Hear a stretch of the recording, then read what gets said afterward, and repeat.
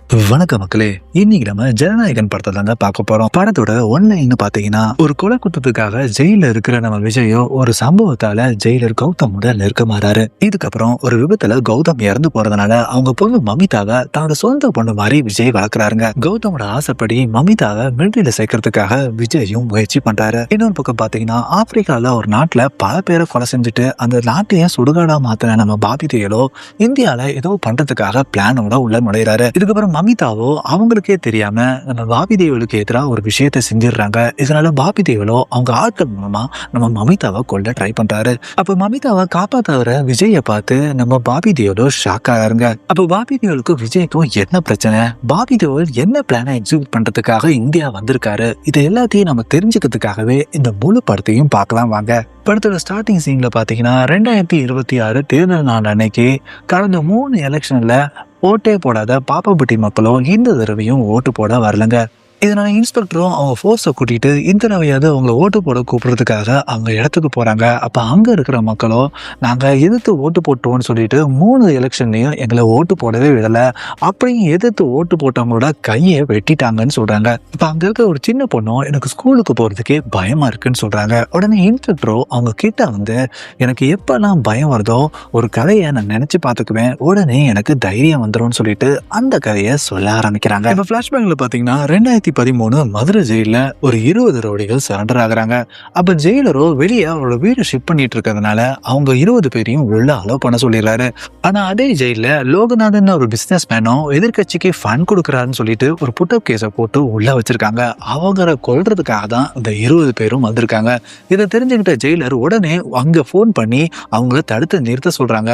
ஆனா ஏற்கனவே உள்ள போன அந்த 20 பேரும் அந்த பிசினஸ் மேன் லோகநாதனை கொல்றதுக்கு துரத்திக்கிட்டு போறாங்க. இதுக்கப்புறம் லோகநாதனும் அங்க இருக்கிற சி பிளாக்குள்ள நுழையிறாரு. ஆனா சி பிளாக்ல கொலை குற்றவாளியா இருக்கிற நம்ம தளபதியோ அந்த 20 பேரையும் அடிச்சு போட்டு நம்ம லோகநாதனை காப்பாத்திடுறாருங்க. இந்த நேரத்துல தான் நம்ம தளபதியை கொல்றதுக்காக அங்க வந்திருக்க சிறை கைதிகள் எல்லாம் அவரை நோக்கி ஓடி வந்துகிட்டு இருக்காங்க.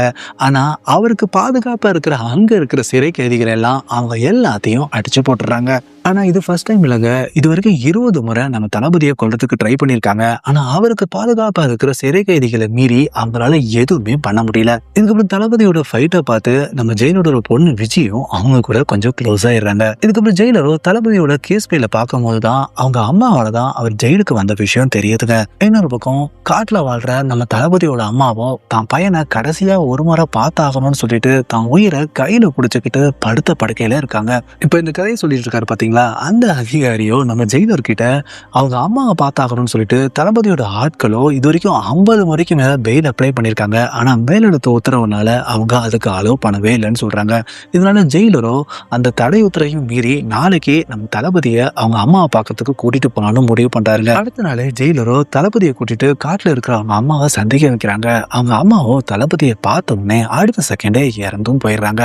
இதுக்கப்புறம் அவங்களுக்கு இறுதி சடங்கும் அவர் பண்ணிடுறாருங்க. இதுக்கப்புறம் ஜெயிலோ தளபதி கிட்ட என் ஒய்ஃபோ மிலிட்டரி ஆபீசர் ஆகணும்னு ஆசைப்பட்டா, ஆனா எங்களோட லவ்வை அவங்க வீட்டுல ஒத்துக்காதனால அந்த கனவு தியாகம் பண்ணிட்டு வீட்டை விட்டு ஓடி வந்து என்ன கல்யாணம் பண்ணிக்கிட்டா.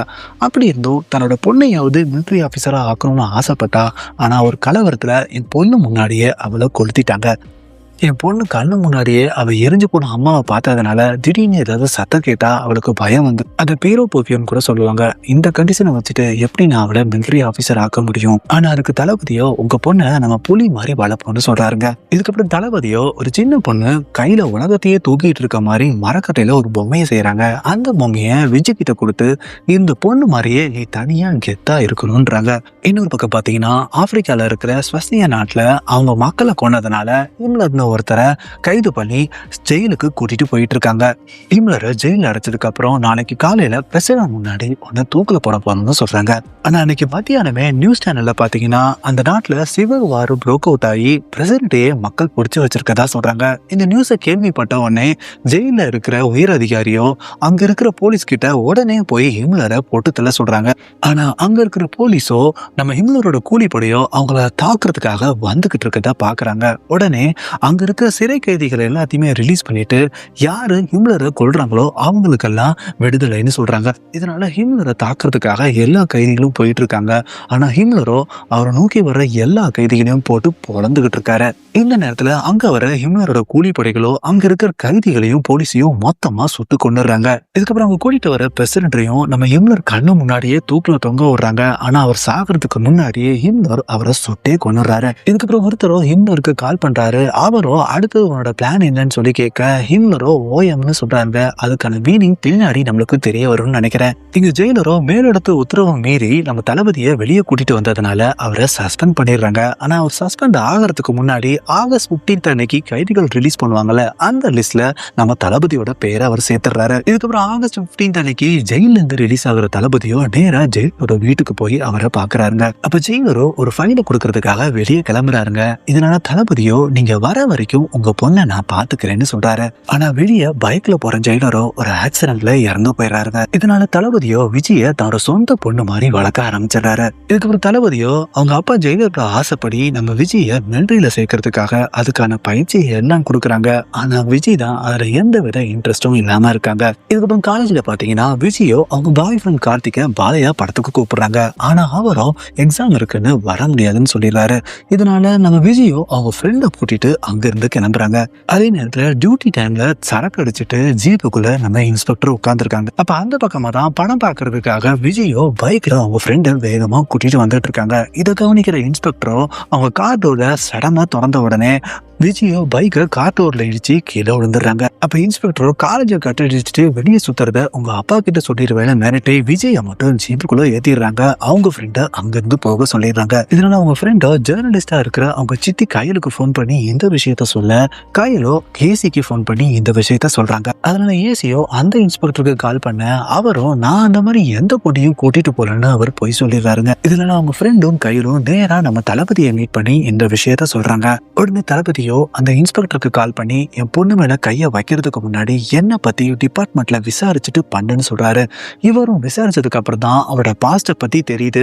இதனால பயந்து போன இன்ஸ்பெக்டர் உடனே தளபதிக்கு கால் பண்ற இன்ஸ்பெக்டரோ உங்க பொண்ணை உங்க வீட்லயே டிராப் பண்ணிடுறேன்னு சொல்றாருங்க. ஆனா தளபதியோ என் பொண்ணு படம் பார்க்கணும்னு ஆசைப்பட்டிருக்கா, அதனால படத்துக்கு கூட்டிட்டு போயிட்டு வான்னு சொல்றாரு. இதனால இன்ஸ்பெக்டரோ தன்னோட போர்ஸை கூட்டிக்கிட்டு விஜய அந்த தியேட்டர்ல தனியா உட்காந்து படம் பார்க்க வைக்கிறாங்க. இதுக்கப்புறம் வீட்டுல கொண்டு வந்து டிராப் பண்ணவும் செய்யறாங்க. அப்ப நம்ம தளபதி கிட்ட அந்த இன்ஸ்பெக்டரோ இனிமேல பொண்ணை பத்தி தப்பா கூட நினைக்க மாட்டேன்னு சொல்லிட்டு மன்னிப்பு கேட்கிறாரு. இதனால தளபதியும் அவரை மன்னிச்சு விட்டுறாருங்க. இதுக்கப்புறம் பாகிஸ்தான்ல தீவிரவாதிகள் ட்ரைனிங் எடுத்துக்கிட்டு இருக்கதா காமிக்கிறாங்க. அந்த தீவிரவாதிகளும் கடல்ல போட்டு மூலமா போய் சென்னைக்கு போயிட்டு இருக்க கப்பல் மேல ஏறி அந்த கப்பலை ஹைஜாக் பண்ணிடுறாங்க. அப்ப அந்த கப்பல்ல நம்ம ஹில்மரும் இருக்காருங்க. ஹில்மரும் தீவிரவாதிகளும் சேர்ந்துதான் அந்த கப்பலை ஹைஜாக் பண்ணிருக்காங்க. ஆனா அவங்க தீவிரவாதிகள் இருக்கிற ஒரு ஸ்பையோ இந்த விஷயத்த இந்தியன் கவர்மெண்ட்டுக்கு சொல்லிடுறாரு. இதனால அந்த இந்திய கடலோர பகுதியில் நின்றுட்டு இருக்க அந்த கப்பலை இந்திய கப்பற்படையோ சுத்தி வளைச்சிடுறாங்க. இதுக்கப்புறம் மிரட்டியும் அவங்க வெளியே வராதனால உள்ள நுழையிற கேப்டனும் அவங்க போர்ஸும் ஹில்மரையும் அவங்களோட தீவிரவாதிகளையும் பிடிச்சிடுறாங்க. அப்ப அவங்க வச்சிருக்க ஒவ்வொரு பாக்ஸையும் செக் பண்ணி பார்த்தா அதுக்குள்ள ஒரு பொம்மை இருக்குங்க. அந்த பொம்மைக்குள்ள என்ன இருக்குன்னு நம்மளுக்கு காமிக்கல. இந்த நேரத்துல தான் ஹில்மரோ கப்பல்ல இருக்கிற ஒரு பட்டனை அமுக்குறாரு. அடுத்த செகண்டே அவங்கள சுத்தி வளைச்சிருக்க போர்ஸை எல்லாத்தையுமே ஏதோ ஒண்ணு சுட்டு தள்ளுதுங்க. அதே மாதிரி சுத்தி வளைச்சிருக்க கப்பல்களையும் போட்டு தள்ளு. ஆனா ஒரு ஷேடோ மூலமா இது எல்லாமே பண்ணது ஒரு ரோபோட்ஸ்னு தெரிய வருதுங்க. இதுக்கப்புறம் ஹில்மரோ கேப்டனை கொண்டுட்டு அவர் கூட வந்த பாகிஸ்தான் தீவிரவாதிகளோட போட்டு மூலமா இந்தியாவுக்குள்ள நுழைஞ்சிடறாருங்க. இதுக்கு சிஎம், சீஃப் செக்ரட்டரி, ஆளுநர் எல்லாருமே அனுதாபம் தெரிவிக்கிறாங்க. ஆனா புதிய தேசம் கட்சி தலைவர் ரோஜா ரங்கசாமியும் நாட்டுல முஸ்லிம் தீவிரவாதம் இன்க்ரீஸ் ஆயிடுச்சுன்னு ஸ்டேட்மெண்ட் விடுறாரு. இதுக்கப்புறம் எம்பசிக்கு வர நம்ம ரோஜா ரங்கசாமியோ அங்க இருக்கிற ஹில்மரை மீட் பண்றாருங்க. அப்ப ஹில்மரோ ரோஜா ரங்கசாமி கிட்ட அடுத்த 30 நாள்ல ஓஎம்மோட ஃபைனல் ஸ்ட்ரைக்ல இந்தியாவே என் காலடிக்கு வரப்போகுதுன்னு சொல்றாரு. இங்க தளபதியோ விஜய கடந்த 3 வருஷமா மிலிட்டரி ட்ரைனிங் ப்ரோக்ராம்ல ஜாயின் பண்ணி வைக்கிறதுக்காக ஃபார்ம்ல கையெழுத்து போட சொல்றாங்க. அவங்க போடவே இல்லைங்க. இந்த தடவையும் ட்ரை பண்றாங்க, அவங்க போடவே இல்லை. அப்ப தளபதி நடத்திட்டு இருக்க சூப்பர் மார்க்கெட்டுக்கு கையலோ அவங்கள மீட் பண்றதுக்காக வராங்க. அப்பதான் அங்க வந்திருக்க 2 சின்ன பசங்களும் சண்டை போட்டுட்டு இருக்காங்க. நம்ம கையலோ அவங்க ஈஸியா சமாதானப்படுத்திடுறாங்க. இதனால தளபதியோ கையில் கிட்ட விஜய எப்படியாவது மிலிட்டரி ட்ரைனிங் ப்ரோக்ராம்ல சைன் பண்ணி வைக்கிறதுக்கு நீ தான் ஹெல்ப் பண்ணணும்னு சொல்லி கேட்கிறாரு. இதுக்கப்புறம் கையலோ விஜய் கிட்ட நீ உங்க அப்பாவோட ஆசைப்படி அந்த ஃபார்ம்ல கையெழுத்து போட்டுரு, ஆனா பிசிக்கல் டெஸ்ட் ஃபெயில் ஆயிடு, அவ்வளவுதான ஐடியா கொடுக்குறாங்க. இதனால நம்ம விஜயோ அந்த ஃபார்ம்ல கையெழுத்து போட்டுறாங்க. இதுக்கப்புறம் தளபதியோ விஜய் விஜய் கையர் கூட தான் சேர்ந்து சந்தோஷமா டான்ஸ் ஆடிட்டு இருக்கும் போதுதான் ஒரு பொம்மையை பார்த்து விஜயோ பயங்கரமா டென்ஷன் ஆகி கத்த ஆரம்பிச்சிடுறாங்க. இதுக்கப்புறம் இறந்து போன அந்த இந்தியன் நேவி ஆபீசர்ஸோட உடம்புலாம் கடற்கரை ஓரமா கிடக்குதுங்க. அதோட சேர்ந்து அந்த பொம்மைகளும் கிடக்குது. அப்பதான் இறந்து போன ஒரு நேவி ஆபீசரோட கையில ஒரு பார்ட்ஸ் கிடைக்குது. அந்த பார்ட்டை செக் பண்ணி பாக்குற சயின்டிஸ்ட் கலீலோ அங்க ரிமோட் கண்ட்ரோல் வார் தான் நடந்திருக்குன்னு சொல்றாரு. அதாவது ஹிம்லரோ ரிமோட் கண்ட்ரோல் மூலமா தான் அந்த நேவி ஆபீசர்ஸ் எல்லாத்தையுமே சுட்டு கொண்டிருக்காருங்க. அப்ப அந்த பார்ட்ஸ் எல்லாம் சப்ளை பண்ணது ஆப்பிரிக்காவை சேர்ந்த பவுட் என்டர்பிரைஸ்னு தெரிய வருதுங்க. ஆனா நெட்லயும் டார்க் வெப்லயும் அவங்கள பத்தி எந்த டீடைல்ஸும் கிடைக்கல. ஆனா டார்க் வெப்ல அவங்க ரிலீஸ் பண்ண வீடியோவும் இப்ப அவைலபிள் இல்ல. இருந்தாலும் அவங்களுக்கு கலீல் டிஎம் பண்றாருங்க. இதுக்கப்புறம் பவுட் என்டர்பிரைஸை சேர்ந்த ஒரு ஆப்பிரிக்கன் ரேடியோ வீடியோ கால் மூலமா வராங்க. அவங்க கிட்ட இங்க நடந்த நேவி வார்ல ரோபோட்டிக் டாக்ஸ் ட்ரோன்ஸ் எல்லாம் இன்வால்வ் ஆன மாதிரி தெரியுது. அதனால இந்த கம்பெனி யாரோடதுன்னு சொல்லி கேக்குறாங்க. அதுக்கு அந்த ரேடியோ இந்த கம்பெனி ஹிம்லரோடது, அவர் ஆப்பிரிக்கால பண்ண விஷயத்தையும் ஆப்பிரிக்கா மாதிரி இந்தியாவை மாத்த போற விஷயத்துக்காக தான் அங்க வந்திருக்கதையும் சொல்லிட்டு அதுக்கான எவிடன்ஸையும் இவங்களுக்கு அனுப்பிச்சிடுறாங்க. இந்த நேரத்துல அங்க வர இன்ஸ்பெக்டர் வேணுவோ ஹிம்லரோட ஆட்களோட வந்து அங்க இருக்கிறவங்க எல்லாம் தாக்குதல் நடத்த ஆரம்பிக்கிறாங்க. இதுல சில ஆபீசர்ஸும் இறந்து போறாங்க. அந்த சமயத்துலதான் கலீலோ ரிமோட் கன் மூலமா அவங்கள திரும்ப தாக்குறதுனால அவரும் அவரோட சேர்ந்த 3 அசிஸ்டன்ட்டும் அங்க இருந்து எவிடன்ஸோட தப்பிச்சு போயிடுறாங்க. இதுக்கப்புறம் இன்ஸ்பெக்டர் வேணுவோ கலீலோட ஆபீஸ்ல சில எவிடன்ஸை பிளான் பண்ணி கலீல் ஒரு தீவிரவாதி, அந்த நேவி வாருக்கு பின்னாடி இருந்ததே அவன் தான் கேஸை மாத்தி விட்டுறாருங்க. இதுக்கப்புறம் எவிடன்ஸ் கொடுத்த அந்த ஆப்பிரிக்கா லேடியையும் அவங்க பையனையும் ஹிம்லரோட கூலிப்படைகள் கொண்டுறாங்க. இங்க டாக்டரோ விஜய்க்கு என்ன தெரப்பி கொடுக்குறாங்க. அப்ப அந்த பொம்மையை காமிக்கும் போது அப்ப என்ன நடந்துச்சோ அதை அப்படியே அவங்க சொல்றாங்க. அதாவது அவங்க அம்மாவோ ஒரு கடையில பொம்மை வாங்கிட்டு வந்திருக்காங்க. அந்த பொம்மைக்குள்ள ஏதோ இருந்திருக்குங்க. இந்த பொம்மையை தேடி ஹிம்லரோட ஆட்களோ அவங்க வீட்டுக்கு வந்திருக்காங்க. இதனால விஜயோட அம்மாவோ விஜய ஒரு கப்போர்டுக்குள்ள ஒடிய வச்சுட்டு வந்த ஆட்கள் கிட்ட அந்த பொம்மைக்குள்ள என்ன இருக்குன்னு தெரியும், அந்த பொம்மையை தர முடியாதுன்னு சொல்லியிருக்காங்க. இதனால ஹிம்லரோட ஆட்களோ விஜயோட அம்மாவையும் அந்த வீட்டையும் சேர்த்து கொளுத்திட்டா அந்த பொம்மையும் சேர்ந்து எரிஞ்சு போயிடும்னு பிளான் பண்றாங்க. இதனால முதல்ல விஜயோட அம்மா மேல மண்ணெண்ணையை ஊத்துறாங்க. அதுக்கப்புறம் கொளுத்துற சமயத்துல இந்த வீடு எரிஞ்சிட்டா ஒளிஞ்சிருக்கிற அவங்க பொண்ணு இறந்து போயிடுவான்னு சொல்லிட்டு அவங்கள கொளுத்துன அடுத்த செகண்டே மாடி பால்கனில இருந்து கீழே உஜி இறந்து போயிடுறாங்க. இந்த விஷயத்த தெரிஞ்சுக்கிட்டு உடனே வீட்டுக்கு வர தளபதியோ அந்த பொம்மை அவங்க வீட்டுல இருக்காங்கன்னு சர்ச் பண்ணி பாக்குறாங்க. கிடைக்கவே இல்லைங்க. கடைசியில விஜய் அம்மாவோட போட்டோக்கு பின்னாடி ஒரு சாவி இருக்கு. அந்த சாவியோ பீரோல டாப்ல இருக்கிற ஒரு சின்ன ஹோல்ல ஃபிட் ஆகுது. அதை ஓபன் பண்ணி பார்த்தா அதுக்குள்ள அந்த பொம்மை இருக்குங்க. அந்த பொம்மையை ஓபன் பண்ணி பார்த்தா அந்த கன்னை அசம்பிள் பண்றதுக்கான பார்ட்ஸ் அதுக்குள்ள இருக்குங்க. இதுக்கப்புறம் கையிலோ இதை பத்தி எவிடன்ஸ் கலெக்ட் பண்ணும் போதுதான் ஆப்பிரிக்கால இருக்கிற ஜேஎஸ் டாய்ஸ் தான் இந்த கன்ஸை எல்லாத்தையுமே இந்தியாவுக்கு அனுப்புறது தெரிய வருது. அது மட்டும் இல்ல, கடந்த 15 வருஷமா 50 லட்சம் பொம்மையை அமைச்சிருக்காங்க. ஸோ 50 லட்சம் கன்ஸை இந்தியாவுக்கு அவங்க சென்ட் பண்ணியிருக்காங்க. அந்த பொம்மையை ரிசீவ் பண்ற இந்தியாவில் இருக்கிற பொம்மை கடை ஓனர்ஸ் எல்லாம் 15 வருஷத்துக்கு முன்னாடி அந்த ஸ்டேட்டையே ஆட்டி படிக்கிற பெரிய கேங்ஸ்டர்ஸா இருந்திருக்காங்க. ஆனா இப்ப அவங்க பாலிட்டிஷியனாவும் பிசினஸ் மேனாவும் பிக் ஷாட்ஸா இருக்காங்க. இதுக்கப்புறம் கலீலோ ஹிம்லரை பத்தி எவிடன்ஸை சிஎம் கிட்ட கொடுக்கறதுக்காக அவங்க ஆபீஸ் கிட்ட வராங்க. ஆனா அங்க போலீஸ் இருக்கிறதுனால அவரால் கொடுக்க முடியலைங்க. அந்த நேரத்துல அந்த பக்கமா வர விஜய் கிட்ட இந்த ஃபைலை கொடுத்து இது கவர்மெண்ட்டுக்கு எதிரான முக்கியமான ஃபைல், இதை சிஎம் கிட்ட கொடுக்க சொல்றாங்க. விஜயும் அவங்க சொன்ன மாதிரியே சிஎம் கிட்ட சொல்லி கொடுத்துடுறாங்க. ஆனா சிஎம் கிட்ட கொடுத்த அந்த ஃபைலோ ஹிம்லர் கிட்டேயே வந்து சேருதுங்க. இதனால ஹிம்லரோ அந்த ஃபைலை கொடுத்த விஜய போட்டுத்தல சொல்லி அவங்க ஆள்களை அனுப்பிடுறாரு. இதுக்கப்புறம் கார்த்திகோ அவங்க ஃபேமிலியை கூட்டிட்டு விஜய பொண்ணு கேட்கறதுக்காக வீட்டுக்கு வராருங்க. ஆனா தளபதியோ என் பொண்ணு நிறைய சாதிக்க வேண்டியது இருக்கு, அதனால இப்ப கல்யாணம் வேணான்னு சொல்றாங்க. இதனால கார்த்திகோட அப்பாவோ பொண்ணு சாதிச்சு என்ன பண்ண போறா, பேசாம என் பையனை கல்யாணம் பண்ணி கொடுத்துருங்க, அவ ஒரு குழந்தை கொடுப்பான், அதை பார்த்துட்டு இருந்தா போதுன்னு சொல்றாரு.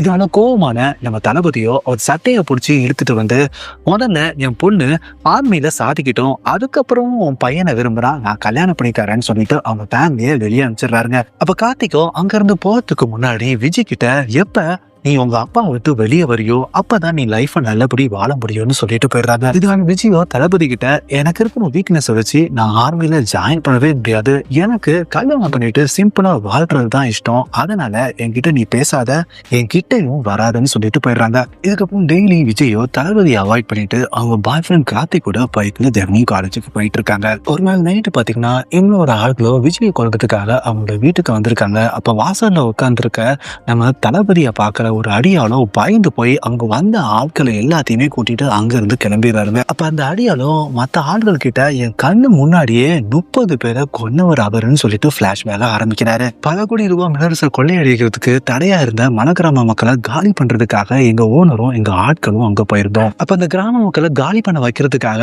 சில பேரை கொண்டு மரத்துல தொங்க விட்டோம். ஆனா அதை பார்த்து அங்க வந்த தளபதியோ எங்க தலைவர் உட்பட மொத்தம் 30 பேரை கொண்டு அங்க இருக்கிற மரத்துல தொங்க விட்டான். அதை பார்த்த பயம் இன்னும் எனக்கு போகலன்னு சொல்றாரு. இது கேட்ட உடனே அந்த ஆட்களோ அவன் அங்க இருக்கிற வரைக்கும் அந்த பொண்ணை நம்ம கொல்ல முடியாது, எப்படியாவது அந்த பொண்ணை தான் வெளியே வர வைக்கணும்னு பிளான் பண்றாங்க. இதுக்கப்புறம் அந்த அடியாளுகளும் விஜயோட ஃப்ரெண்டுக்கு பணம் கொடுத்து விஜயை ஒரு இடத்துக்கு கூட்டிட்டு வர சொல்றாங்க. இங்க தளபதியோ விஜயோட பாதுகாப்புக்காக அவர் காலேஜுக்கு வெளியவே வெயிட் பண்ணிட்டு இருக்காரு. ஆனா விஜயோட ஃப்ரெண்டோ கார்த்திக் ஒரு இடத்துல உன்னை மீட் பண்ணணும்னு சொல்லிட்டு விஜய அவங்க பைக்ல தளபதிக்கு தெரியாமலே அங்க இருந்து கூட்டிட்டு போயிடுறாங்க. இந்த விஷயத்த கேட்ட விஜயோட இன்னொரு ஃப்ரெண்டோ தளபதி கிட்ட இந்த விஷயத்த எல்லாம் சொல்ல, அதே நேரத்துல கேம்பஸ்ல தான் கார்த்திக் இருக்கிறத பாக்குற தளபதி அந்த அடியாட்கள் தான் விஜயோட ஃப்ரெண்டு மூலமா விஜய் அங்க கூட்டிட்டு போயிருக்காங்கன்னு கன்ஃபார்மே பண்ணிடுறாரு. இதனால போலீஸ் மூலமா விஜயோட ஃப்ரெண்டு எங்க போறாருன்னு ட்ரேஸ் அவுட் பண்ணி அவரும் விஜயை தேடி ஃபாலோ பண்ணி போறாருங்க. அடியாள்கள் சொன்ன லொகேஷன்ல விஜயோட ஃப்ரெண்டோ விஜய் அவங்க கிட்ட ஒப்படைக்கிறாங்க. ஆனா அடுத்த செகண்டே விஜயோட ஃப்ரெண்டை அந்த ஆட்கள் கொண்டுடுறாங்க. அடுத்து அந்த அடியாட்களோ விஜய் அடிச்சு களி இப்ப எங்க இருக்கான்னு சொல்லி கேக்குறாங்க. ஆனா அவங்களோ அவர் யாருன்னே எனக்கு தெரியாதுன்னு சொல்றாங்க. இந்த சமயத்துல அங்க வந்து சேர்ற நம்ம தளபதியோ அடியாட்களை எல்லாத்தையுமே அடிச்சு போட்டுடுறாருங்க. அப்ப இதை எல்லாத்தையும் சிசிடிவி கேமரா மூலமா பாத்துக்கிட்டு இருக்க நம்ம ஹிம்லரோ அங்க நம்ம தளபதியை பார்த்த உடனே ஷாக் ஆறாரு. அப்ப ஹிம்லரோ பக்கத்துல இருக்கிற ரோஜா ரங்கசாமி கிட்ட ஜெயிலேயே என்னோட போட்டு தள்ளதா சொன்னேன்னு சொல்லி கேட்க, அவரும் நாங்க ட்ரை பண்ணோம் ஆனா அவனை போட்டு தள்ள முடியலன்னு சொல்றாருங்க. இதுக்கப்புறம் ஹிம்லர் அனுப்பிச்ச ஒரு குரூப்பும் நம்ம தளபதியை அடிச்சு பிடிச்சிடுறாங்க. அப்ப வீடியோ கால் மூலமா வர்ற ஹிம்லரோ அன்னைக்கு என்னை கொன்னதுக்காக தான் நீ ஜெயிலுக்கு போன, அன்னைக்கு நீ என்னை சுட்டு கொன்ன டிசி அம்ரிஷா நான் இப்ப வரல, சாவே இல்லாத ஹிம்லரா வந்திருக்கேன்னு சொல்றாரு. ஆனா தளபதியோ அவர் கண்ணு முன்னாடியே அவங்க அஞ்சு ஆளுகளை எல்லாத்தையுமே போட்டு தள்ளுறாரு. கடைசியில உனக்காக நான் நிச்சயமா வருவேன்னு சொல்லி ஐ ஆம் கம்மிங்னு சொல்றதோட இன்டர்வல் போட்டுறாங்க. இதுக்கப்புறம் ஹிம்லருக்கும் நம்ம தளபதிக்கும் என்ன பகை இருக்குன்றத பிளாஷ்பேக் மூலமா காமிக்கிறாங்க. இது ஒரு பிளாஷ்பேக்ல பாத்தீங்கன்னா 2005ஆம் ஆண்டு மதுரையில பூங்குடி ஹஸ்பண்ட் உட்பட 52 பேர் கள்ளச்சாராயம் குடிச்சு இறந்து போயிருக்காங்க. இதனால பூங்குடியோ இந்த கள்ளச்சாராயம் காய்ச்சவங்களை அரெஸ்ட் பண்ணாம நாங்க பாடியை வாங்க மாட்டோம்னு சொல்லிட்டு எல்லாரும் பாடியை தூக்கிட்டு கமிஷனர் ஆபீஸை நோக்கி நடந்து போயிட்டு இருக்காங்க. இந்த சமயத்துல குறுக்க வர போலீஸ் போர்ஸோ அவங்களை நோக்கி சுட ஆரம்பிச்ச உடனே அதுல பாதி பேர் இறந்து போயிடுறாங்க, மீதி பேரும் அங்கிருந்து தெரிச்சு ஓடி போயிடுறாங்க. ஆனா இதுல உயிர் தப்பிக்கிற பூங்கொடியோ நேரா கண்ணகி சிலைக்கு கீழே வந்து உட்காந்து கள்ளச்சாராயம் காய்ச்சறவங்களை அரெஸ்ட் பண்ற வரைக்கும், போராட்டத்துல ஈடுபட்டவங்களை சுட்டு கொண்டவங்களை அரெஸ்ட் பண்ற வரைக்கும் இந்த இடத்தை விட்டு நகர மாட்டேன்னு சொல்லிடுறாங்க. இதனால சிஎம்மும் மதுரைக்கு புது கலெக்டரா சிவராணியையும் புது டிசியா அம்ரிஷையும் நியமிக்கிறாருங்க. இதுக்கப்புறம் டிசி அம்ரிஷோ இங்க நடக்கிற பிரச்சனைக்கெல்லாம் காரணம் என்னன்னு இன்ஸ்பெக்டர் வேலுக்கிட்ட விசாரிக்கும் போதுதான் அவரோ இங்க நடக்கிற கள்ளச்சாராயம் கஞ்சா கொலை எல்லாத்துக்கும் காரணம் நம்ம ரோஜா ரங்கசாமின்னு உண்மையை சொல்றாரு. இந்த நேரத்துல தான் ரோஜா ரங்கசாமியோ டிசி அம்ரிஷ்க்கு கால் பண்ணி புதுசா வரவங்க என்ன மீட் பண்ணிட்டு போவாங்க, அந்த மாதிரி பார்த்துட்டு போன்னு ஏளனமா பேசுறாரு. ஆனா டிசி அம்ரிஷோ நாங்க ஃபோர்ஸோட வந்து உன்னை அரெஸ்ட் பண்ணி டவுசரோட அங்கிருந்து இழுத்துட்டு போக போறேன்னு சொல்றாருங்க. இதுக்கப்புறம் டிசி அம்ரிஷோ ஃபோர்ஸோட நேரா ரோஜா ரங்கசாமியோட வீட்டுக்கு போறாரு. அவரை அரெஸ்ட் பண்ணவும் ட்ரை பண்றாருங்க. ஆனா அவங்க வீட்டை சுத்தி கிட்டத்தட்ட 1 லட்சம் பேர் ரவுடிங்க நின்றுட்டு இருக்காங்க. இதனால அவரால் எதுவுமே பண்ண முடியல. இந்த நேரத்துலதான் நம்ம ரோஜா ரங்கசாமியோ டிசி அம்ரிஷை பலார்னு அரைஞ்சிடறாருங்க. அதுக்கப்புறம் அவரோட ஆட்களோ அவரோட சட்டையும் பேண்ட்டையும் கழட்டி டவுசரோட அங்க நிக்க வச்சிடறாங்க. இதுக்கப்புறம் ரோஜா ரங்கசாமியும் ஒரு புது யூனிஃபார்மை நம்ம அம்ரிஷ் கிட்ட கொடுத்து இதை போட்டுட்டு கௌரவமா வெளியே போகணும்னு சொல்றாருங்க. ஆனா அவரோ அதை வாங்காம இந்த டவுசரோடையே வெளியே போய் நேரா ஸ்டேஷனுக்கு போயிட்டு அவர் ரூம்குள்ள போயிட்டு கதவை சாத்திக்கிறாருங்க. இதுக்கப்புறம் பொற்கொடியோ தொடர்ந்து 3 நாளா உண்ணாவிரத போராட்டம் நடத்திக்கிட்டு இருக்கிறதுனால நம்ம ரோஜா ரங்கசாமியோட பையனோ ஸ்கூல்ல படிக்கிற பொற்கொடியோட பொண்ணை தூக்கிடுறாருங்க. இதுக்கப்புறம் ரோஜா ரங்கசாமியோட பையனோ பொற்கொடியை மீட் பண்ணி அவங்க கிட்ட அவங்க பொண்ணு போட்டிருந்த ஸ்கூல் ட்ரெஸ்ஸை கையில கொடுத்துட்டு இன்னும் 1 hour உனக்கு டைம் தரேன், அதுக்குள்ள நீ இங்க இருந்து கிளம்பி போறனா இன்னும் 1 hour கழிச்சு இந்த ட்ரெஸ் மாதிரி உன் பொண்ணு திரும்ப வரமாட்டேன்னு சொல்லிட்டு போயிடுறாரு. ஆனா பொற்கொடியோ அவங்க பொண்ணோட ட்ரெஸ்ஸை பக்கத்துல இருக்க கொடியில கட்டி மேலே ஏத்தி விட்டுட்டு இது எனக்கு மட்டும் அவமானம் இல்ல, இந்த நாட்டுக்கே அவமானம்னு சொல்றாங்க. இதனால எல்லா பக்கமும் சிஎம் பிரஷர் பண்ணி ரோஜா ரங்கசாமியை அரெஸ்ட் பண்ண சொல்றாங்க. ஆனா ரோஜா ரங்கசாமியோ சிஎம்க்கு கால் பண்ணி நீங்க அப்படி ஏதாவது பண்ணீங்கன்னா 6 மாவட்டத்துல உங்களோட கட்சியே இருக்காதுன்னு சொல்லி மிரட்டிடுறாரு. அப்பதான் ஒரு இன்ஸ்பெக்டர் சிஎம் கிட்ட காட்டுல மக்களுக்காக 30 பேரை கொலை பண்ண ஒரு போலீஸ் அதிகாரியை அரெஸ்ட் பண்ண போனா 5000 பேர் அதுக்கு பதிலாக சரண்டராக வராங்க. இதனால அந்த போலீஸ் அதிகாரியை இங்க மதுரைக்கு தான் டிரான்ஸ்ஃபர் பண்ணிருக்கதா சொல்றாங்க. அது வேற யாரும் இல்லைங்க, நம்ம தளபதி தான். இங்க 1 மணி நேரம் கழிச்சியும் பொற்கொடி போராட்டம் நடத்திட்டு இருக்கிறதுனால ரோஜா ரங்கசாமியோட ஆட்களோ பொற்கொடியோட சேலையை எடுத்து அவருக்கு ட்ரை பண்றாங்க. இந்த நேரத்துல அங்க வர நம்ம தளபதியோ ரோஜா ரங்கசாமியோட ஆட்களை எல்லாத்தையும் அடிச்சு போட்டுறாருங்க. இதுக்கப்புறம் ரோஜா ரங்கசாமியும் தளபதிக்கு கால் பண்றாரு. தளபதியோ அவர்கிட்ட உங்க ஆட்களோட தலைகளை உனக்கு அனுப்பி வச்சிருக்கேன், இன்னும் கொஞ்ச நேரத்துல பொற்கொடியோட பொண்ணை எங்ககிட்ட நீ ஒப்படைக்கலன்னா நேர்ல வந்து உன் சாம்ராஜ்யத்தையே அழிச்சிருவேன்னு மிரட்டுறாரு. இதனால நம்ம ரோஜா ரங்கசாமியும் பொற்கொடியோட பொண்ணை ஒப்படைக்கிறேன்னு ஒத்துக்கிறாருங்க. கொஞ்ச நேரத்துல அங்க கார்ல வர நம்ம ரோஜா ரங்கசாமியோட ஆட்களோ நேக்கடா பொற்கொடியோட பொண்ணை ரோட்ல வீசிட்டு அங்க இருந்து போயிடுறாங்க. இதனால தளபதியோ கொடியா ஏத்தி இருக்கிற பொற்கொடி பொண்ணோட ட்ரெஸ்ஸை கட் பண்ணி விடுறதுனால அந்த ட்ரெஸ் நேரா நேக்கடா இருக்கிற நம்ம பொற்கொடி பொண்ணு மேல உழுகுனுங்க. ஆனா பொற்கொடியோட பொண்ணும் உயிரோட இல்லைங்க. இதுக்கப்புறம் ரோஜா ரங்கசாமியும் தளபதிக்கு கால் பண்ணி இன்னும் கொஞ்ச நேரத்துல நான் கொடுக்குற விருந்துல நீயும் பொற்கொடியும் கலந்துக்கிட்டு சிரிச்ச மாதிரி போட்டோகிராஃபருக்கு போஸ்ட் கொடுக்கணும், அப்படி இல்லைன்னா பொற்கொடியோட பொண்ணை எப்படி ரோட்ல வீசணுமோ அதே மாதிரி உங்க அம்மாவை வீசிடுவேன்னு மிரட்டுறாரு. இதனால கொஞ்ச நேரத்துல நம்ம தளபதியோ பொற்கொடியை கூட்டிட்டு நேரா நம்ம ரோஜா ரங்கசாமி கொடுக்குற விருந்துல கலந்துக்கிறாரு. அவர் சொன்ன மாதிரி சிரிச்சபடியே போட்டோகிராஃபருக்கு போஸும் கொடுக்குறாருங்க. அப்ப ரோஜா ரங்கசாமியும் பொற்கொடியோட பொண்ணும் என் பையன்கிட்ட ரொம்ப முரணு பிடிச்சா, இதனால அவன் லைட்டா தான் தட்டினா உடனே அவன் இறந்து போயிட்டா, அப்படி இருந்தும் அந்த பொண்ணை என் பையன் ரேப் பண்ணிட்டான்னு சொல்றாங்க. இதை கேட்ட உடனே கோபமான தளபதியும் அவர் கண்ணு முன்னாடியே அவங்க பையனை கத்தியாலேயே குத்தி கொன்னுறாரு. இந்த சமயத்துல பொற்கொடியும் நம்ம ரோஜா ரங்கசாமிய பலார்னு அரைஞ்சிடுறாங்க. இந்த விஷயத்தை கேள்விப்பட்டவனே வெளியே இருக்கிற ரவுடிகள் வெளியே இருக்கிற போலீஸ் எல்லாம் போட்டு அடிச்சுக்கிட்டு இருக்காங்க. இந்த நேரத்துல தான் அந்த கூட்டத்துல இருக்கிற 3 தளபதியோட ஆட்களோ உடம்பு ஃபுல்லா குண்டை வச்சுக்கிட்டு நின்றுட்டு இருக்காங்க. இதனால அந்த ரவுடிகள்லாம் அதை பார்த்து பயந்து போயிடுறாங்க. இதுக்கப்புறம் தளபதியோட ஆட்களோ துப்பாக்கியோட ரோஜா ரங்கசாமியோட அடியாட்களை சுத்தி வளைச்சிடுறாங்க. இதுக்கப்புறம் தளபதியோ நம்ம ரோஜா ரங்கசாமியை பென் பேட்டோட அரெஸ்ட் பண்ணி கூட்டிட்டு போய் ஜெயில போட்டுறாருங்க. இதுக்கப்புறம் ஸ்டேஷனுக்குள்ள ரூம்குள்ள பூட்டிட்டு இருக்கிற நம்ம அம்பரீஷோ ரொம்ப டிஸ்டர்ப்டா இருக்கிறதுனால டாக்டரோ அவருக்கு உடனே ட்ரீட்மெண்ட் கொடுத்தாங்கன்னு சொல்றாரு. ஆனா உள்ள இருக்கிற அம்பரீஷோ அவருக்கு நடந்த அவமானத்தால கன்னை எடுத்துக்கிட்டு தன்னைத்தானே சுட்டுக்கிட்டு சூசைட் பண்ணிக்கலான் இருக்காரு. அந்த நேரத்துல அவர் உடம்புக்குள்ள இருக்கிற இன்னொரு ஸ்பிளிட் பர்சனாலிட்டியோ அப்படி நீ பண்ணாத, நீ நிறைய குற்றவாளிகளை அரெஸ்ட் பண்ணி உள்ள போட்டிருக்க, ஆனா அவங்கெல்லாம் வெளியே வந்து இப்ப மக்கள் போட்ட ஓட்டால அரசியல்வாதியே ஆயிட்டாங்க, அதனால தப்பு உன் மேல இல்ல இந்த மக்கள் மேலதான், அதனால உன்னோட வேலையை விட்டுட்டு நீ ஒரு கட்சி ஆரம்பி, அதுக்கப்புறம் இங்க இருக்கிறவங்க எல்லாத்தையும் சாதி மதம் மொழி இனம்ன்ற பேர்ல எல்லாத்தையும் பிரிச்சு ஒண்ணுக்கு ஒண்ணு சண்டை போட விட்டு ஒரு கண்ட்ரோல் டெமோக்ரஸியை ஃபார்ம் பண்ணுன்னு சொல்றாரு. ஆனா இதுக்கு அவர் உடம்புக்குள்ள இருக்கிற நல்ல குண பர்சனாலிட்டியோ ஒத்துக்க மாட்டேங்குது. இதனால கெட்ட குணம் உள்ள பர்சனாலிட்டியோ அந்த நல்ல குணத்தை சுட்டு கொல்ற மாதிரி காட்டுறாங்க. அதாவது சிம்பாலிக்கா அவர் உடம்புக்குள்ள இருக்கிற நல்ல குணத்தை எல்லாத்தையுமே அழிச்சிட்டு இப்ப கெட்ட குணம் மட்டும் ஆக்கிரமிச்சிருக்க மாதிரி நம்மளுக்கு காமிக்கிறாங்க. இதுக்கப்புறம் வெளியே வர அம்பரீஷோ ஜெயில இருக்கிற ரோஜா ரங்கசாமியை மீட் பண்றாரு. அவர்கிட்ட நீ ஒரு புது கட்சி ஆரம்பி, நான் உன்னை சிஎம் ஆக்குறேன், என்ன நீ டெப்டி சிஎம் ஆக்குன்னு சொல்றாரு. ஆனா ரோஜா ரங்கசாமியோ தளபதியை கொலை பண்றதுக்கு வழி சொல்லுன்றாரு. இதுக்கு நம்ம அம்பரீஷோ அவனை இப்ப கொலை பண்ணிட்டானா அவன் கடவுள் ஆயிடுவான், அவனை வெளியே வர முடியாதபடி பண்றதுக்கு நான் ஒரு பிளான் வச்சிருக்கேன்னு சொல்றாருங்க. இதுக்கப்புறம் இலியாஸ் ஒருத்தரோ தளபதியை மீட் பண்றதுக்காக ஸ்டேஷனுக்கு வராரு. ஆனா அவரோ காட்டுல நடக்கிற திருவிழாவை அட்டன் பண்றதுக்காக போயிருக்கதா சொல்றாங்க. இதுக்கப்புறம் இலியாஸோ காட்டுல இருக்கிற நம்ம தளபதியை மீட் பண்றாரு. அவர்கிட்ட ஒரு ஸ்கூலுக்காக 40 கலர் பாம் நாங்க ரெடி பண்ணிட்டு இருந்தோம், அப்ப அங்க வந்து என் ஃப்ரெண்டோ ஜெலட்டின் ஆர்டிஎக்ஸ் எல்லாம் எடுத்துட்டு வந்து இதை வச்சு பாம் ரெடி பண்ணி தர சொன்னா.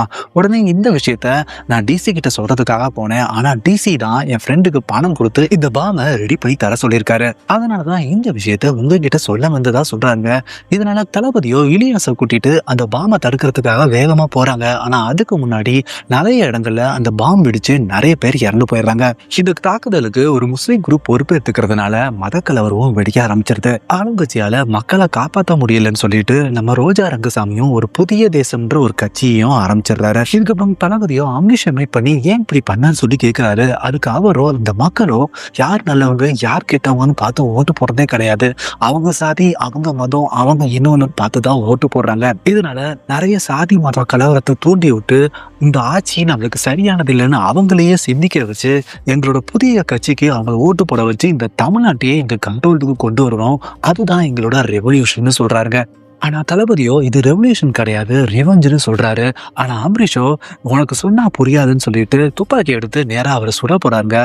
ஆனா நம்ம தளபதி சைடா நகர்ந்துறதுனால பின்னாடி இருக்கிற இலியாஸ் மேல குண்டடிப்பட்டு அவரு இறந்து போயிடுறாரு.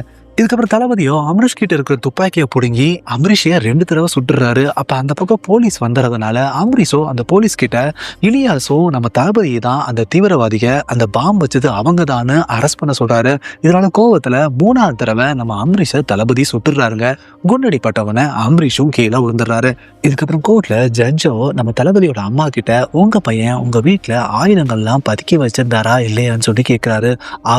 அவங்க ஆமான்னு ஒத்துக்கிறாங்க. அதுக்கு காரணம் என்னன்னு பாத்தீங்கன்னா, அவங்க காட்டுல வாழ்ற மக்களை அடிச்சு துன்புறுத்தி அவங்கள கொன்றுவோன்னு சொல்லி மிரட்டியிருக்காங்க. இந்த காரணத்தினாலதான் அவங்க இப்படி ஒரு பொய்ய சொல்லியிருக்காங்க. இதனாலதான் தளபதியோ ஜெயிலுக்கும் போயிருக்காரு. இந்த பிளாஷ்பேக்கை கேட்ட உடனே விஜயோ நான் மிலிட்டரியில ஜாயின் பண்ணதுக்கு ஒத்துக்கிறேன்னு சொல்லிட்டு நம்ம தளபதி கிட்டே சொல்லிடுறாங்க. இதுக்கப்புறம் நம்ம தளபதியோ கையக்கிட்ட ஹியூமனோட அடுத்த பிளான் என்னன்னு நம்ம கண்டுபிடிக்கணும். அதுக்கு முன்னாடி நம்ம சேஃபான ஒரு பிளேஸ்ல இருக்கணும். அதுக்கு நம்ம விஜயோட ட்ரைனிங்கை வச்சு மிலிட்டரி ட்ரைனிங் கேம்பஸ்க்கு போயிடுவோன்றாங்க. இதுக்கப்புறம் மிலிட்டரி ட்ரைனிங் கேம்பஸ்க்கு போற தளபதியோ விஜய்க்கு அங்க இருக்கிற மேஜர் கிட்ட ட்ரைனிங் கொடுக்க சொல்றாரு. ஆனா மேஜரோ முதல்ல என்னோட பெஸ்ட் ஸ்டூடெண்ட் கிட்ட உங்க பொண்ணு எவ்வளவு அடி தாங்குறான்னு பாப்போம்னு சொல்லிட்டு ஃபைட்டை வைக்கிறாருங்க. 2 அடியில அவங்க கீழே விழுந்துடுறாங்க. இதனால அவளுக்கு ஆர்மி செட் ஆகாதுன்னு சொல்றாரு. இதனால தளபதியோ அவரோட பெஸ்ட் ஸ்டூடெண்ட்டை 2 அடியில காலி பண்ணிடுறாரு. அப்ப உங்களோட பெஸ்ட் ஸ்டூடெண்ட் சொன்னீங்க, எனக்கு 2 அடியில காலி ஆயிட்டான், இதான் உங்க ட்ரைனிங்கானு அவரையே கிண்டல் பண்றாருங்க. இப்பதான் ஒரு சின்ன பொண்ணுக்கு சாக்லேட் கொடுத்து ஒருத்தர் கண்ட இடத்துல தொட்டதா அவரை புடிச்சிட்டு வராங்க. உடனே அவரை போலீஸ் ஸ்டேஷன்ல ஒப்படைச்சிடுறாங்க. ஆனா இதை தெரிஞ்சுக்கிற நம்ம தளபதியோ அந்த குழந்தையை தூக்கிட்டு பக்கத்துல இருக்கிற அவங்க ஸ்கூலுக்கு போறாங்க. அங்கெல்லாம் அவங்க ஆடிட்டோரியத்துல அந்த ஸ்கூலோட ஆனுவல் டே ஃபங்க்ஷன் நடக்குது. அப்ப தளபதியோ அங்க இருக்கிறவங்க எல்லாத்துக்கிட்டையும் சின்ன பிள்ளைங்க கிட்ட சாக்லேட் கொடுத்து ஒரு 3 இடத்துல தொட நினைப்பாங்க. அந்த 3 இடத்துல யாரு தொட்டாலும் சரி உடனே போய் அம்மா கிட்ட சொல்லிருங்க. அந்த 3 இடம் என்னன்னா, முதல்ல செஸ்ட், 2வது ஹிப்புக்கு கீழே இருக்கிற பேக், 3வது பாத்தீங்கன்னா பெட்வீன் தி லெக்ஸ், அதாவது 2 காலுக்கு நடுவுல. இந்த 3 இடத்துல யாரு தொட்டாலும் சரி உடனே அம்மா கிட்ட போய் சொல்லுங்க. அம்மா நிச்சயமா சும்மா இருக்க மாட்டாங்க. அதே மாதிரி இங்க இருக்க எல்லாரும் அவங்க பொண்ணுகளை மத்தவங்களோட ஹெல்ப் அவங்களுக்கு தேவைப்படாம அவங்களே தங்களை பாதுகாத்துக்கிற மாதிரி புலி மாதிரி வளருங்கன்னு சொல்றாரு. இதுக்கப்புறம் சில பேர் பெண்கள் வீக்குன்னு எப்போதும் மட்டம் தட்டிக்கிட்டே இருப்பாங்க. ஆனா அவங்க அம்மாவோட பிரசவத்தை அவங்க பார்த்திருக்க வாய்ப்பு இல்லை. அப்படி பார்த்திரு பெண்களோட ரியல் பவர் என்னன்னு அவங்களுக்கு தெரிஞ்சிருக்கும்னு சொல்றாங்க. இதை கேட்ட உடனே பக்கத்துல இருக்கிற மேஜரோ உங்க பொண்ணு விஜி 1 வருஷத்துல நிச்சயமா நான் ஒரு ஆபீசரா ஆக்கி காமிக்கிறேன்னு வாக்கு கொடுக்குறாங்க. இதுக்கப்புறம் மேஜரோ விஜிக்கு நல்லபடி ட்ரைனிங் கொடுக்குறாரு. அவங்களும் நல்ல ட்ரெயின் ஆகி பிசிக்கலா ப்ரிப்பேர் ஆயிடுறாங்க. ஆனா மென்டலா அவங்களுக்கு இருக்கிற பயம் மட்டும்தான் அவங்களுக்கு ஒரு வீக்னஸா இருக்குங்க. இதுக்கப்புறம் டிசியா இருக்கிறவங்க வேலுவோ கலில் ஒய்ஃபை ஃபாலோ பண்ணியே கலில் இருக்கிற இடத்த கண்டுபிடிச்சிடுறாங்க. அவரை கடத்தவும் செஞ்சிடறாங்க. இதுக்கப்புறம் அவரை மிரட்டி அவர் கண்டுபிடிச்ச மாடர்ன் எக்யூப்மெண்ட்ஸ் எங்க இருக்குன்னு சொல்லி கேட்கறாங்க. ஆனா அவர் சொல்லவே இல்லைங்க. இதுக்கப்புறம் ட்ரைனிங் பண்ணிட்டு இருக்கும் போது தான் தற்செயலா கார்த்திகோ நம்ம விஜயை சந்திக்கிறாங்க. அப்ப கார்த்திகோ நான் இப்பதான் ஒரு ஸ்டார்ட் அப் ஆரம்பிச்சிருக்கேன், எதுக்கு நீ மிலிட்டரி ட்ரைனிங் எல்லாம் பண்ணிட்டு இருக்க, பேசாம என்ன கல்யாணம் பண்ணிட்டு ஜாலியா இருன்னு சொல்றாங்க. அதுக்கு நம்ம விஜயோ உன்னால உன் வேலையை விட்டுட்டு 1 மணி நேரம் என்கிட்ட டைம் ஸ்பெண்ட் பண்ணி எனக்காக இங்க உன்னால ஹெல்ப் பண்ண முடியுமா, உன்னால முடியாது. ஆனா அவரோ 12 வருஷமா அவரோட வாழ்க்கையை சாக்ரிஃபைஸ் பண்ணி என்ன ரொம்ப வீரமா வளர்க்கணும், மிலிட்டரியில எப்படியாவது ஜாயின் பண்ணிடணும் அவ்வளோ கஷ்டப்பட்டு இருக்காரு. அதனால அவருக்காக என்னோட உயிரே போனாலும் சரி நிச்சயமா நான் அந்த மிலிட்டரியில ஜாயின் பண்ணி தான் ஆவேன்னு சொல்றாங்க. இதனால அவரும் அங்கிருந்து கிளம்பி போயிடுறாரு. இதுக்கப்புறம் கையில அந்த நேவி ஆபீசர்ஸ் எல்லாம் கடல்ல இறந்து கிடந்தாங்க பாத்தீங்களா, அதுல ஒருத்தரோட கையில ஓஎம்னு போட்டிருக்குங்க. அதை நம்ம தளபதி கிட்ட சொல்றாங்க. அவரும் அது என்னன்னு தெரிஞ்சுக்கிறதுக்கு முயற்சி பண்றாரு. இங்க எங்களோ தளபதியை வெளியே கொண்டு வர அவங்க காட்டுல வாழ்ற மக்களை தாக்குறதுக்காக நம்ம ரோஜா ரங்கசாமியோட 500 ஆட்களை அனுப்பி வைக்கிறாங்க. அவங்க அங்க வந்து பார்த்தா அந்த காட்டுல வாழ்ற மக்கள் யாருமே இல்லைங்க. கொஞ்ச நேரம் கழிச்சு பாத்தீங்கன்னா அந்த காட்டுல வாழ்ற மக்கள் எல்லாமே கையில தீப்பந்தத்தை வச்சு இவங்கள ரவுண்ட் அப் பண்ணி சுத்தி வளைச்சிடுறாங்க. அந்த ஸ்பாட்டுக்கு நம்ம தளபதியும் வந்துடுறாரு. இதுக்கப்புறம் தளபதி கிட்ட ரோஜா ரங்கசாமியோ அவருக்கு தெரிஞ்சது எல்லாத்தையுமே சொல்ல ஆரம்பிக்கிறாருங்க. டிசியை தளபதி சுட்டதுக்கு அப்புறம் ஹாஸ்பிட்டல்ல டிசி இருக்கும் போதுதான் அவர் அனுப்பிச்ச ஆளுக்கு தான் பாம்பு வச்சாங்கன்னு சொல்லிட்டு தளபதியோட ஆளுகள் கண்டுபிடிச்சிடுறாங்க. இதனால அவரை அரெஸ்ட் பண்றதுக்காக ஹாஸ்பிட்டலுக்கு வந்துட்டு இருக்காங்க. இதனால டிசியோ ஒரு பிளான் பண்றாருங்க. அவர் இறந்து போயிட்டதா ஃபேக்கா செட்டப் பண்ணிட்டு தளபதியோட வீட்டுல ஆயுதங்களை இறக்கி அவங்க அம்மாவை பிளாக்மெயில் பண்ணி அவங்க பையனுக்கு எதிராகவே பொய் சாட்சி சொல்ல சொல்லி நம்ம தளபதியை ஜெயிலுக்கு அனுப்பிடுறாங்க. இதுக்கப்புறம் ரோஜா ரங்கசாமியும் அவருக்கு கன் சப்ளை பண்றவங்க மூலமா நம்ம டிசியை ஆப்பிரிக்காவுக்கு அனுப்பிச்சிடுறாரு. இந்த நேரத்துல தான் ஆப்பிரிக்கால பல நாடுகள்ல சிவில் வாருக்கு நடந்துட்டு இருக்குங்க. இந்த நேரத்துல பல கம்பெனிகளோ அங்க இருக்கிற இயற்கை வளங்களை எல்லாத்தையுமே கொள்ளையடிச்சுக்கிட்டு இருக்காங்க.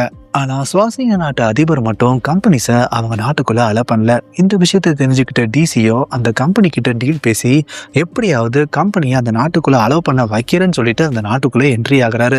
இதுக்கப்புறம் சின்ன சின்ன டாய் கம்பெனிஸை அங்க உருவாக்குறாரு. மறைமுகமா அந்த டாய் கம்பெனியில கன்ஸை ரெடி பண்றாரு. இதுக்கப்புறம் அந்த நாட்டுக்குள்ள சாதி மத குரூப்ஸை அமைச்சு ஏன் சாதி தான் பெருசுன்னு அவங்களுக்குள்ள சண்டையை மூட்டி விட்டு பெரிய கலவரத்தை ப்ரொடியூஸ் பண்றாங்க. அந்த சமயத்துல அந்த கலவரக்காரன் கிட்ட அவர் மேனுஃபேக்சர் பண்ண துப்பாக்கி கையில கொடுத்துடுறாங்க. இதுல ஒருத்தர் சண்டை போட்டு கிட்டத்தட்ட 1,00,000 பேர் இறந்து போயிடுறாங்க. இதுக்கப்புறம் வேற வழி இல்லாம சுவாஸ்னியா நாடே கம்பெனி கிட்ட சரண்டர் ஆயிடுச்சுங்க. இதுக்கப்புறம் தான் அந்த கம்பெனிஸ் தான் நம்ம டிசிக்கு மேன் ஆஃப் டெத் ஹிம்லர்னு பேரையே வச்சாங்க. இதுக்கப்புறம் தான் ஹிம்லரோ ஆப்பிரிக்கால என்ன பண்ணாரோ அதையே இந்தியாவில பண்ணணும்னு பிளான் பண்றாரு. அது பேர் தான் ஓஎம். ஓஎம்னா ஆபரேஷன் மெலுகா. மெலுகான்றது இந்தியாவோட பழைய பேருங்க. இந்த ஆபரேஷனை எக்ஸிக்யூட் பண்றதுக்காக முதல்ல பொம்மைகள் மூலமா துப்பாக்கிகளை இந்தியாவில இறக்குமதி பண்றாங்க. இதுக்கப்புறம் இந்தியாக்குள்ள ஹிந்து முஸ்லீம் கிறிஸ்டியானிட்டின்னு ஒரு குரூப்பை ஃபார்ம் பண்றாங்க. சோசியல் மீடியால தன்னோட மதம் தான் பெருசுன்னு சொல்லிட்டு போலியான தகவல்களை பரப்பியும் விடுறாங்க. இதுக்கப்புறம் ஃபைனல் ஸ்ட்ரைக்கா வெறுப்புணர்வோடு இருக்கிற மக்கள் கிட்ட துப்பாக்கி இறக்குனதுக்கு அப்புறம் அவங்க ஒருத்தர் சண்டை போட்டு ஆப்பிரிக்கால நடந்த மாதிரி இங்க நிறைய பேர் இறந்து போவாங்க. இதுக்கப்புறம் அவங்க ஓட்டு உரிமை போய் சர்வாதிகாரம் முளைக்கும். இது மூலம் கண்ட்ரோல் எங்ககிட்ட வந்துடும் சொல்றாரு. இதுக்கு நாங்க என்ன பண்ணுவோம்னா இந்து ஆட்களை நாங்களே சுட்டு கொண்டுட்டு முஸ்லீம் ஆட்கள் செஞ்சதா போய் சொல்லுவோம். இதை பார்த்த உடனே இந்து ஆட்கள் எல்லாம் முஸ்லீம் ஆட்களை கொல்றதுக்கு ஓடி போவாங்க. இது மூலமாவே சிவில் வார் இங்க ஆரம்பிச்சிரும்னு சொல்றாங்க. அது மட்டும் இல்ல இன்னும் 1 ஹவர்ல இந்த ஆபரேஷன் ஸ்டார்ட் ஆக போகுதுன்னு சொல்றாருங்க. இதுக்கப்புறம் காவல்துறை தலைமை செயலகத்துல ஒரு மீட்டிங்காக சிஎம்ஓ ஆளுநரும் கலந்துக்கிறாங்க. அங்க பாதுகாப்பையும் தாண்டி ஒரு காரும் வேகமா உள்ள நுழையுதுங்க. பாத்தீங்கன்னா ரிமோட் கண்ட்ரோல் மூலமா ஆப்ரேட் பண்ணிருக்காங்க. அதுக்குள்ள இருக்கிற பொம்மைக்குள்ள இருக்கிற பாம் வெடிக்குது. அங்க இருக்கிறவங்க நிறைய பேர் இறந்து போறாங்க. இதுக்கப்புறம் ஹிம்லரும் அவரோட பாகிஸ்தான் தீவிரவாதிகளும் உள்ள நுழைஞ்சு அங்க இருக்கிற செக்யூரிட்டி போலீஸ் எல்லாத்தையுமே சுட்டு தள்ளிட்டு உள்ள இருக்கிற நம்ம ஆளுநரையும் சிஎம்ஐயும் பிணை கைதியா பிடிச்சி வச்சிடறாங்க. இதுக்கப்புறம் ஹிம்லரோ சீஃப் செக்ரட்டரியா இருக்கிற நம்ம ஷீலா ராணி கிட்ட 2 டிமாண்ட் வைக்கிறாரு. ஒன்னு, நைட் இருந்து காலைய வரைக்கும் இங்க என்ன நடந்தாலும் போலீஸ் ஸ்டேஷன்ல இருந்து எந்த போலீஸும் வெளியே வரக்கூடாது. 2வது, மொபைலு நெட்வொர்க் கனெக்ஷனை கட் பண்ணக்கூடாதுன்னு சொல்லிட்டு போனை கட் பண்ணிடுறாரு. இதை கேள்விப்படுற பிரதமரோ அவங்க டிமாண்ட்ஸை ஒத்துக்க கூடாதுன்னு சொல்லிட்டு அவங்களை மீட்கிறதுக்காக கமாண்டரையும் ஆர்மி போர்ஸையும் அந்த இடத்துக்கு அனுப்பி வைக்கிறாரு. அவங்க எல்லாரும் அட்டாக் பண்ணி உள்ள நுழையிறதுக்கு ரெடியா இருக்கும் போதுதான் நம்ம ஹிம்லரோ ரிமோட் கண்ட்ரோல் மூலமா ரோபோட்டிக் டாக்ஸ், ட்ரோன்ஸ் இது 3த்தையும் யூஸ் பண்ணி அங்க இருக்கிற எல்லா சோல்ஜரையும் போட்டு தள்ளிடுறாருங்க. இதுக்கப்புறம் ஆர்மியும் 2 ஹெலிகாப்டர் மூலமா ரோபோட்ஸையும் ரோபோட்டிக் டாக்ஸையும் அட்டாக் பண்ணிட்டு இருக்காங்க. ஆனா ஹிம்லரோ ஒரு ரோபோட் மூலமாவும் நிறைய ட்ரோன்ஸ் மூலமாவே அந்த 2 ஹெலிகாப்டரையும் காலி பண்ணிடுறாருங்க. இதுக்கப்புறம் திரும்ப லைவ்ல வர ஹிம்லரோ அவரோட டிமாண்ட்ஸை பண்ண சொல்றதுனால எல்லா போலீஸ் ஸ்டேஷன்லயும் போலீஸ் உள்ள போயிட்டு அந்த ஸ்டேஷனையே பூட்டிக்கிறாங்க. இதுக்கப்புறம் பாகிஸ்தான் தீவிரவாதியோ உள்ள இருக்கிற சில கவர்மெண்ட் அதிகாரிகளை கொண்டுட்டு லைவ்ல அவங்களை காமிச்சு இந்த மாதிரி இந்து ஆட்களெல்லாம் கொண்டு இந்தியாவையே பாகிஸ்தான் ஆக்க போறோம்னு ஒரு ஸ்டேட்மெண்ட்டை விடுறாரு. இதை கேட்ட உடனே ஹிந்து ஆட்கள் எல்லாமே முஸ்லீமை தாக்க ஆரம்பிக்கிறாங்க. அதே மாதிரி முஸ்லீம் ஆட்கள் எல்லாருமே ஹிந்துவை தாக்க ஆரம்பிக்கிறாங்க. இதுக்கப்புறம் டிசி வேலுவை நம்ம தளபதியோட ஆட்களோ தூக்கிடுறாங்க. அவர்கிட்ட விசாரிச்சதுல சயின்டிஸ்ட் கலீல் கிட்ட மட்டும்தான் இந்த ஆர்சி வாரை கண்ட்ரோல் பண்றதுக்கான எக்யூப்மெண்ட்ஸ் இருக்குன்னு சொல்றாரு. அவரை அடைச்சு வச்சிருக்க இடத்தையும் சொல்லிடுறாருங்க. இதுக்கப்புறம் கலீல மீட் பண்ற தளபதியோ அவர்கிட்ட நம்ம ஹிம்லரோ ஆர்சி வார் மூலமா தசீமையும் ஆளுநரையும் புடிச்சு வச்சிருக்கதா சொல்றாரு. உடனே கலீலோ அந்த ஆர்சி வாரை கவுண்டர் பண்ற எக்யூப்மெண்ட்ஸோ சேஃப் ஹவுஸ்ல அசிஸ்டன்ட் கிட்ட தான் இருக்குன்னு சொல்றாங்க. இதுக்கப்புறம் ஹிம்லரோ விக்டர்னு ஒருத்தர் கிட்ட ஒரு கோயில பிளாஸ்ட் பண்ணிட்டு அதை பண்ணது வேற மதத்துக்காரங்கன்னு சொல்லிட்டு சோசியல் மீடியால நியூஸை ஸ்ப்ரெட் பண்ணி விடுன்றாரு. அதே மாதிரி அவரும் பண்ணிடுறாருங்க. இதுக்கப்புறம் இந்த நேரத்துல தான் நம்ம கிட்ட இருக்கிற துப்பாக்கிய அவங்க கிட்ட கூட அவங்க எடுத்துக்கிட்டானா நம்மளோட பிளான் இதோட முடிஞ்சதுன்னு சொல்றாருங்க.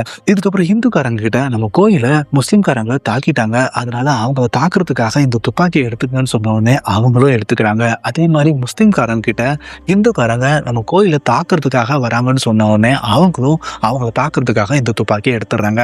இப்ப இந்துக்காரங்களும் முஸ்லிம்காரங்களும் ஒருத்தர் தாக்கிறதுக்காக போயிட்டு இருக்கத காமிக்கிறாங்க. இதுக்கப்புறம் தளபதியும் அவங்களோட ஆட்களும் சேஃப் ஹவுஸ்ல இருக்கிற நம்ம கலீலோட அசிஸ்டன்ஸை மீட் பண்றாங்க. அதுல ஒரு அசிஸ்டன்ட்டோ கலீல் உருவாக்குன ஹை ஃப்ரீக்வன்சி இன்சப்டர் ட்ரக் இதுதான், இது 10 மினிட்ஸ் தாக்குதல நம்மளுக்கு காப்பாத்தும், ஆனா அதுக்கு மேல தங்காது.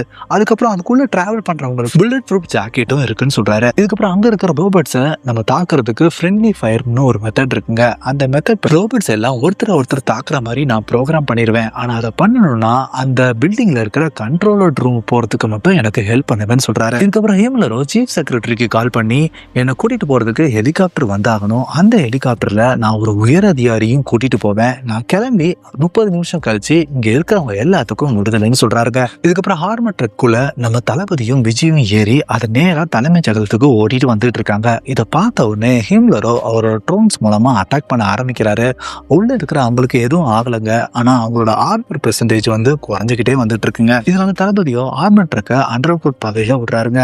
அப்படி இருந்தும் ட்ரோன்ஸ் பின்னாடியே துரத்துக்கிட்டு வந்துட்டு இருக்கு. இதனால அவரும் ராக்கெட் லான்ச்சரை எடுத்து பின்னாடி வர டாப் சர்ஃபேஸை வச்சு தாக்குதல் நடத்துறாரு. அப்ப அதை இடிஞ்சு உழுகும் போது அந்த வே க்ளோஸ் ஆகுறதுனால பின்னாடி வர ட்ரோன்ஸ் எல்லாம் அதுல இடிப்பட்டு வெடிச்சு சதறிடுதுங்க. இதுக்கப்புறம் அந்த ஆர்மர் ட்ரக்கை ரோபோட்ஸ் எல்லாம் தாக்க ஆரம்பிக்குதுங்க. அந்த ஆர்மரும் கொஞ்சம் கொஞ்சமா குறைஞ்சிட்டு வந்துட்டு இருக்கு. இன்னொரு பக்கம் தளபதி ஆட்களோட தாக்குதல் மூலமா கண்ட்ரோல் ரூம்குள்ள கதிரோட அசிஸ்டன்ட் நுழைஞ்சிடறாருங்க. இதுக்கப்புறம் ஃப்ரெண்ட்லி ஃபயர் ப்ரோக்ராமை ஆக்டிவேட் பண்றதுக்கு அவர் வேகமா முயற்சி பண்ணிட்டு இருக்காரு. இன்னொரு பக்கம் ஆர்மர் ட்ரக்கோட ஆர்மர் பெர்சன்டேஜ் 1 ரீச் ஆயிருதுங்க. அதே நேரத்துல இங்க ஃப்ரெண்ட்லி ஃபயர் ப்ரோக்ராமை ஆக்டிவேட் பண்ணிட்டு இருக்க சமயத்துல அந்த அசிஸ்டன்ட்டை ஒருத்தர் சுட்டு கொன்னுறாரு. ஆனா அந்த அசிஸ்டன்ட் சாவறதுக்கு முன்னாடி ஃப்ரெண்ட்லி ஃபயரை ஆக்டிவேட் பண்ணிட்டு போயிடுறாரு. இதனால ஒரு ரோபோட் ஃப்ரெண்டு இன்னொரு ரோபோட் எனிமி மாதிரி தெரியறதுனால ஒண்ணுக்கு ஒண்ணு தாக்கி அழிஞ்சே போயிருதுங்க. இதுக்கப்புறம் உள்ள நுழைய தளபதியோ ஹிம்லரோட ஆட்கள் எல்லாத்தையுமே சுட்டு தள்ளிட்டு ஹிம்லரை கன் பாயிண்ட்ல பிடிச்சிடுறாரு. அப்ப ஹிம்லர் கிட்ட உடனே இந்த துப்பாக்கியை கொடுக்கறத நிறுத்த சொல்றாரு. ஆனா அவரோ இன்னும் கொஞ்ச நேரத்துல இந்து மதத்துக்காரங்க முஸ்லீமை தாக்க போறாங்க, முஸ்லீம் மதக்காரங்க இந்துவை தாக்க போறாங்க, இதை யாராலையும் தடுக்க முடியாதுன்னு சொல்றாரு. அப்ப தளபதியோ சிஎம் கிட்ட என் பொண்ணு கொடுத்த அந்த இம்பார்ட்டன்ட் ஃபைல் எப்படி ஹிம்லர் கிட்ட வந்துச்சுன்னு சொல்லி சிஎம் கிட்ட கேட்க, அப்ப சிஎம்ஓ நான் ஷீலா ராணி கிட்ட தான் கொடுத்தேன், அவ தான் இதுல எந்தவித ஆபத்து இல்லைன்னு சொல்லிட்டு அந்த ஃபைலை எடுத்துக்க வேணாம்னு சொல்லிட்டான்னு சொல்றாங்க. உடனே நம்ம ஹிம்லரோ ஷீலா ராணி என்னோட கேர்ள் ஃப்ரெண்ட், யூபிசி படிக்கும் போது நாங்க பேட்ச்மேட், அவரோட ஹெல்ப் மூலமா தான் இந்த பிளானையே நான் எக்ஸிக்யூட் பண்ணதா சொல்றாங்க. இதுக்கப்புறம் நம்ம தளபதி லைட்டா கவனம் செதறும் போது நம்ம ஹிம்லரோ அவரை அடிச்சு கீழே உட்கார வச்சுட்டு உன் கண்ணு முன்னாடியே உன் மக்கள் எல்லாம் சாகிறத பார்த்துட்டு நீ செத்து போன்னு சொல்றாரு. இங்க ஹிந்துக்காரங்க முஸ்லீம் கோயிலை இடிக்கிறதுக்காக போயிட்டு இருக்காங்க. அதே மாதிரி முஸ்லீம்காரங்க எல்லாருமே ஹிந்து கோயிலை இடிக்கிறதுக்காக போயிட்டு இருக்காங்க. இந்த சமயத்துல தான் போலீஸ்காரங்க எல்லாம் துப்பாக்கியோட அங்க வராங்க. அதுல ஹிந்து போலீஸ் எல்லாமே முஸ்லீம் கோயிலை இடிக்க கூடாதுன்னு தடுத்து அவங்கள அங்கிருந்து துரத்துறாங்க. அதே மாதிரி முஸ்லீம்காரங்க எல்லாருமே ஹிந்து கோயிலை இடிக்க விடாம தடுத்து அங்கிருந்து அவங்கள துரத்துறாங்க. இதை பார்த்து ஷாக் ஆகுற ஹிம்லரோ எப்படி நான் இதை பண்ணேன்னு சொல்லிட்டு தளபதி கிட்ட கேட்க, இப்ப பிளாஷ்பேக்ல பாத்தீங்கன்னா ஆரம்பத்துல தளபதியோ ஜெயில லோகநாதன் ஒருத்தரை காப்பாத்தினார். பார்த்து அவர் மூலம் ஹிம்லரை பத்தி எவிடன்ஸும் அவர் பேசின வீடியோவையும் எல்லா போலீஸ் ஸ்டேஷனுக்கும் சென்ட் பண்ண சொல்றாரு. அந்த வீடியோல தளபதியோ இந்த எவிடன்ஸை பார்த்ததுக்கு அப்புறம் இதை எல்லாத்தையும் பண்றது பாகிஸ்தான் தீவிரவாதி இல்ல, பதவிக்காக தான் பண்றாங்கன்னு உங்களுக்கு புரிஞ்சிருக்கும். அதனால இப்ப நீங்க இந்த விஷயத்தை தடுக்கலன்னா ஆப்பிரிக்கா மாதிரி அடுத்தது நம்ம நாடு ஆயிரும். அதனால நீங்க உடனே போய் இதை தடுங்க, மக்களுக்கும் இதை புரிய வைங்கன்னு அவர் சொல்லியிருக்காருங்க. இதுக்கப்புறம் கோவத்துல ஹிம்லரோ நம்ம தளபதியை போட்டு அடிச்சுக்கிட்டு இருக்காரு. அதை பாக்குற நம்ம விஜிக்கோ சின்ன வயசுல இப்படிதான் அவங்க அம்மா அடி வாங்கிட்டு இருக்கும் போது முதல்ல அவங்களுக்கு ஆங்ஸைட்டி வந்துச்சு. இப்ப நம்ம தளபதி அடி வாங்குறத பார்த்து அந்த ஆங்ஸைட்டி போய் இவங்க நம்ம ஹிம்லரை முதல்ல ஒரு அடி அடிச்சிடுறாங்க. இதுக்கப்புறம் தளபதியும் விஜயும் சேர்ந்து நம்ம ஹிம்லரோட ஆட்களை அடிச்சுக்கிட்டு இருக்கும் போது ஹிம்லரோ அந்த பில்டிங்கோட மொட்டை மாடிக்கு போறாரு. அங்க அவங்கள பிக்கப் பண்றதுக்காக ஹெலிகாப்டர்ல நம்ம ஷீலா ராணியும் வந்துடுறாங்க.